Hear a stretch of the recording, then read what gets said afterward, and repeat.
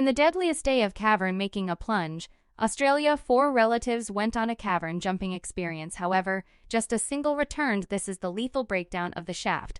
Plunging misfortune. Christine Millett was a wonder at just 19 years of age.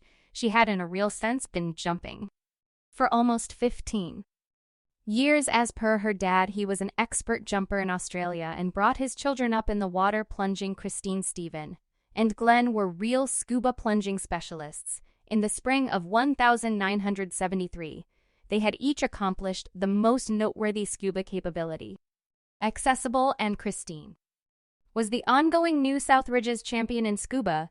The Millets were an impressive group of mastery and a magnificent expansion to any plunging outing. Their cousin John Bockerman was likewise an accomplished jumper, however, with only 4 years of involvement added to his repertoire. He was viewed as the beginner of the family. On May 28, 1973, a gathering of 9 had arranged a 2-day make-a-plunge Mount Gambier at the Shaft Sinkhole. This sinkhole was novel, and that simply a small opening had gotten through the roof of a colossal cave underneath. The opening was broadened to around 3 feet to permit an individual to be brought down in with a rope stepping stool. Once you just barely get through the verdant opening, the sinkhole opens to the outer layer of a lake 20 feet underneath. It's very deluding that this harmless little opening in the ground opens to a water-filled cave that is about the size of a football field. On a radiant day, the light from the initial pillars through the water making a shaft of light directly to the base. The bar closes at the outer layer of the stone heap.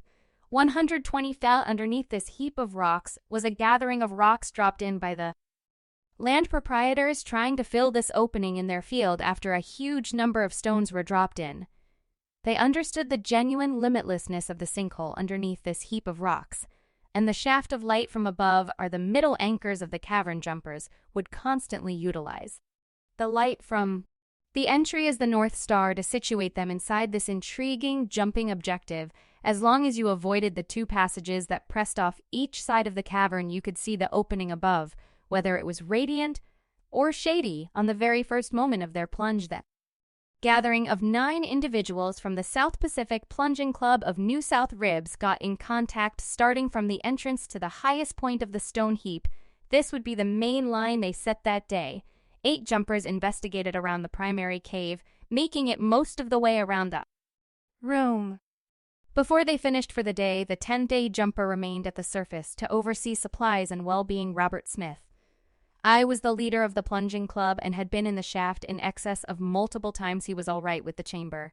They were investigating, however, Robert didn't have the foggiest idea what Christine had as a primary concern for day 2, to the extent that he had arranged. Everybody concurred that they were remaining in the 200 T max profundity range. This would keep everybody inside the fundamental chamber, and the opening above would be noticeable as an aid. They hadn't laid some other rules, nor had they made an authority bunch jump plan without a laid-out pioneer. There was no coordination of plans or an assigned mate framework. On the 2nd day, Christine, Stephen, John, and a 4th jumper, Gordon Roberts, intend to enter the passage segment on the western edge of the cavern and arrive at a profundity of 250 feet. They would skip rapidly down and back without investing any energy at that profundity, setting another record. This was 1973, and scuba jumpers were still profound, plunging on customary air chambers. Blended gases were not yet presented for sporting plunging, and specialized jumping science still couldn't seem to be laid out. Scuba jumpers were restricted to what profundity could be accomplished. Because of nitrogen narcosis, they were most certainly testing the limits of what was conceivable and testing their very own cutoff points. Tragically, the elements of cavern plunging were so not quite the same as vast water scuba. Christine, John, Stephen, and Gordon were going to encounter these limits. The other 4 jumpers, Glenn, Robert, Larry, and Peter, all gave declaration concerning what they saw. What's more, comprehended about the occasions of that day, apparently everything began regularly. The gathering entered the water and immediately pigeoned down to the floor of the room. Past the stone heap, it didn't take long for Robert to begin feeling tipsy on account of nitrogen narcosis. As an accomplished jumper, he perceived the side effects right away and moved back up to a more secure profundity. With the higher tensions of expanded profundity, the nitrogen in the air is driven into the circulation system. This has an opiate impact like liquor inebriation. It tends to be Very risky while you're making a plunge a passage 200 ft under the water.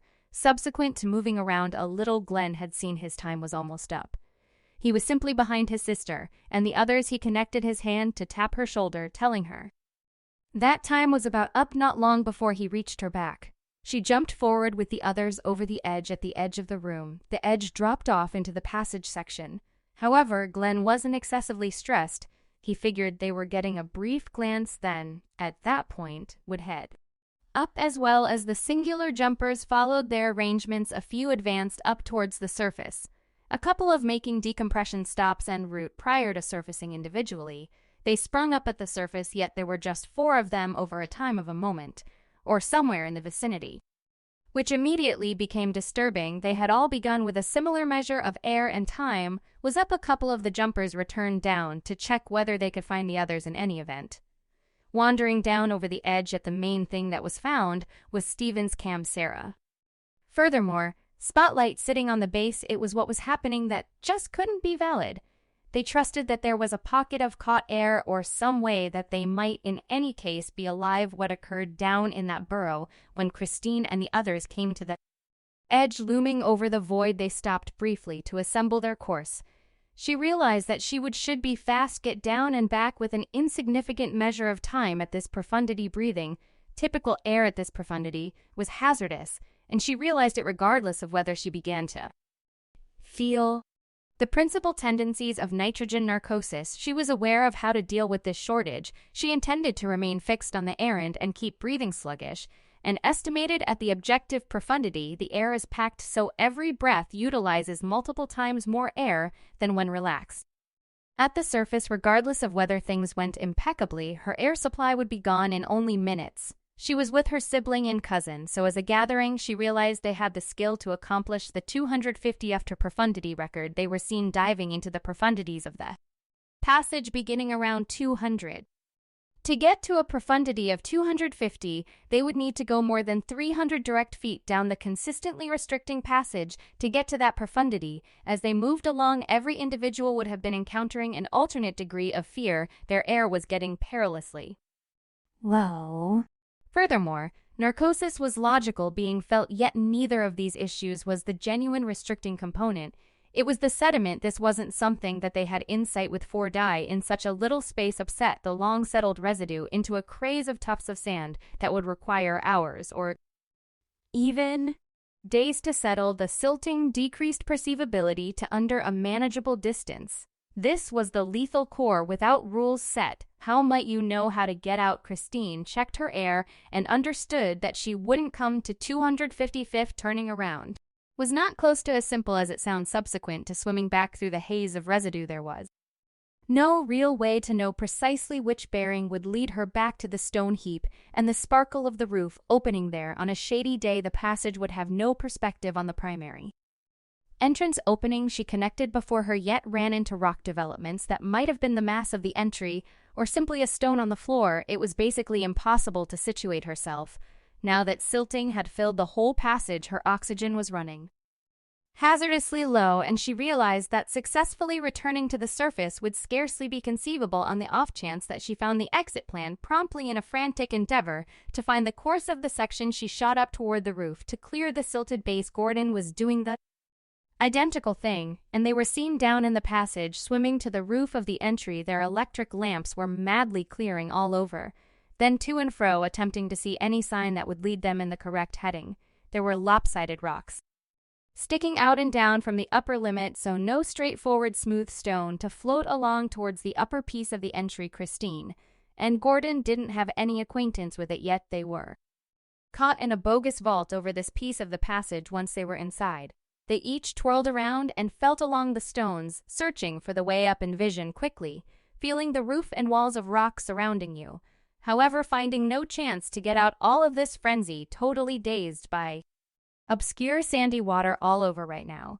It was basically impossible to reorient to east and west. They just realized that they were at the highest point of the passage since bubbles were gathered in the numerous hole, yet insufficient to save them. The wild-eyed nature of their endeavors quickly drained the excess ire, and tragically they wouldn't escape that vault together.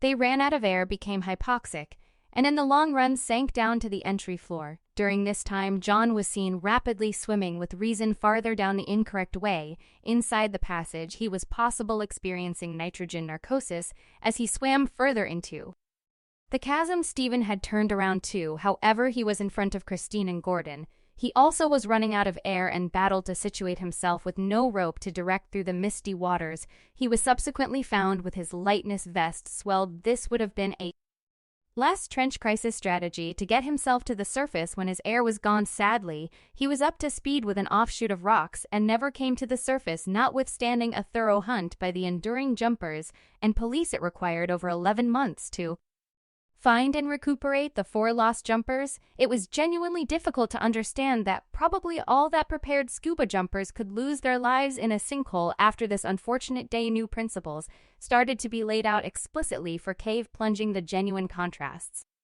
between untamed water plunging and cavern jumping were fundamental realities that jumpers should have been instructed about completely before they entered any cavern. Momentum principles and best practices would require cave confirmations for all individuals, a pioneer to spread out a jump plan.